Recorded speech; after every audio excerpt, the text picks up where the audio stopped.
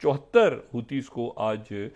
जो है वो निशाना बनाया है और वहाँ से जहाँ भाग होने की इतलात है। अमेरिकन ने हिट किया है यमन के मुख्तलिफ इलाकों को। और जवाब में हुतीज़ ने जो है वो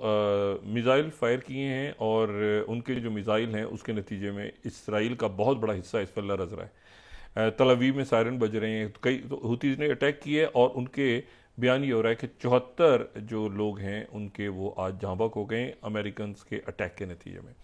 ये उस वक्त हो रहा है जब ये सारा एक टर्मोइल सा कि ईरान के साथ मामला कैसे होते हैं, और ईरान के साथ टॉक्स होने से पहले दो शख्सियात खामोशी से इसराइल से फ्लाई करके वो रोम पहुंच गई हैं और रोम पहुंचने के बाद उनकी स्टीव विटकॉफ से कुछ देर पहले मुलाकात हुई है। एक है मोसाद के सरबरा डेविड बार्निया और दूसरे हैं उनके स्ट्रेटजिक जो उनके स्ट्रेटजिक अफेयर्स के जो मिनिस्टर हैं रॉन दर्मर और डेविड बार्निया दोनों इसराइल से फ्लाई करके पहुंचे हैं पेरिस। वो पहुंचे हैं यहाँ पे जो रोम में, और वहाँ पर उनकी मुलाकात जो है वो हुई है स्टीव विटकॉफ के साथ। और वो जाहिर है कि एक बहुत बड़ा झटका लगा है इसराइल को कि ये मामलात आगे किस तरह बढ़ने हैं, क्योंकि ईरान ये सारे मामलात आपस में इंटरलिंक्ड हैं। कल जो ख़त पहुंचा था जो शहजादा खालिद बिन सुलेमान लेकर उनके रहबर से आयतुल्लाह खामेनेई से मिले थे, तो उसमें वो जो मैसेज था वो शाह सुलेमान की तरफ से था, king Suleman of Saudi Arabia की तरफ से वो मैसेज था जो कि ईरान के रहबर के पास गया था। अच्छा, साथ ही उसके एक बड़ी सैटेलाइट कंपनी है ये चाइना की, मैं अगर उनकी वेबसाइट पे जाऊँ तो ये चैंगहुआ सैटेलाइट टेक्नोलॉजी, ये उनका प्रोफाइल है। और ये जो है ये एक बहुत बड़ी चाइना की एक सैटेलाइट टेक्नोलॉजी की कंपनी है। और बयान ये होता है कि ये इलॉन मस्क की जो स्टारलिंक है उसको भी शायद ये बीट करते हैं। ठीक है, 52nd ये इनका कंपनी प्रोफाइल बड़ा इंटरेस्टिंग है और ये बहुत आगे सैटेलाइट की दुनिया में ये बहुत आगे जा चुके हैं। ये जो कंपनी है ये चाइना की सैटेलाइट कंपनी है और दुनिया की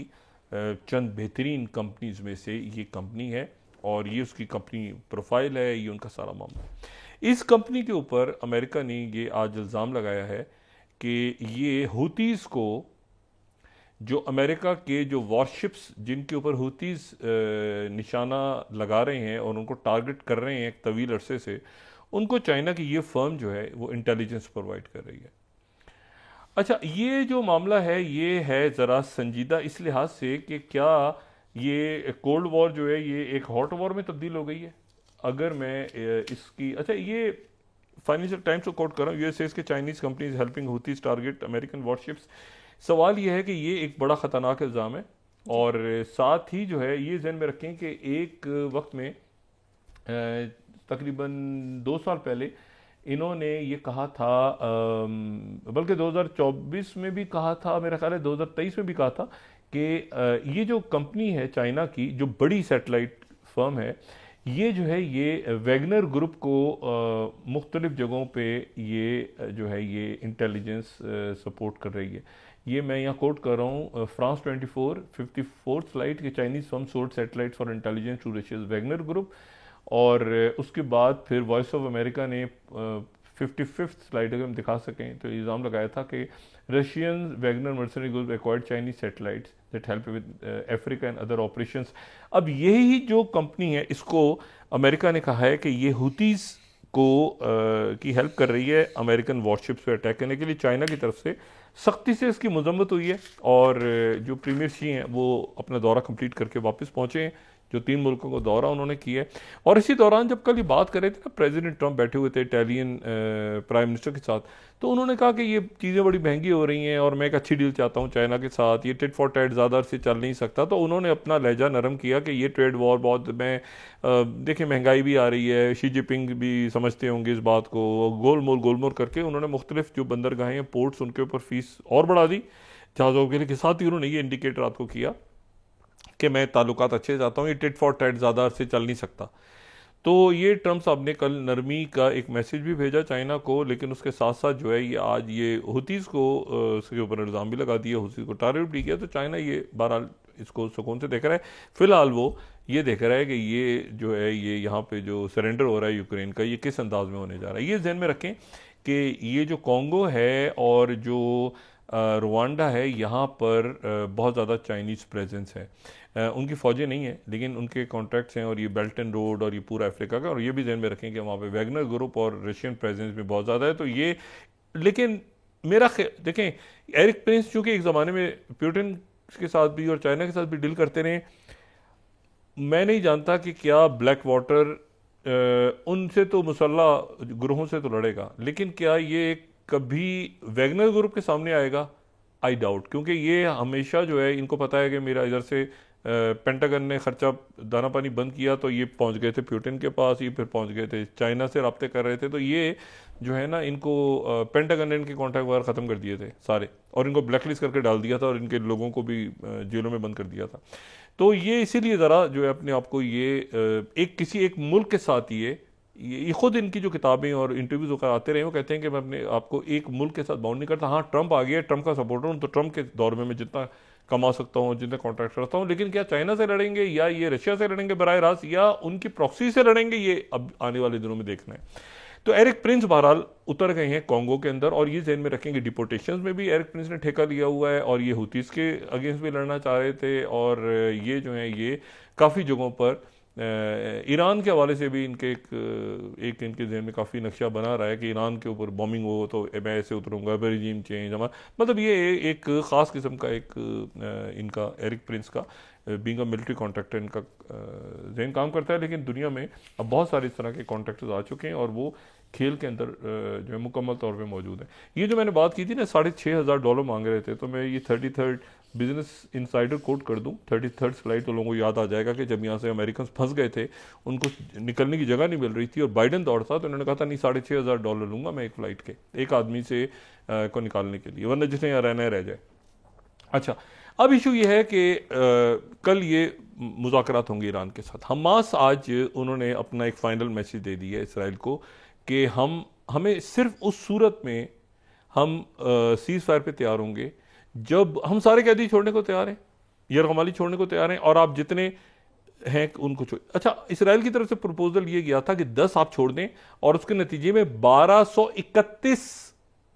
जो कैदी हैं फ़लस्तीनी, 1231 वो हम रिहा कर देंगे, और 45 दिन का एक सीज़ फायर आ जाएगा, और आप 10 करके और एक मरले पे और बाकी, और इस तरह।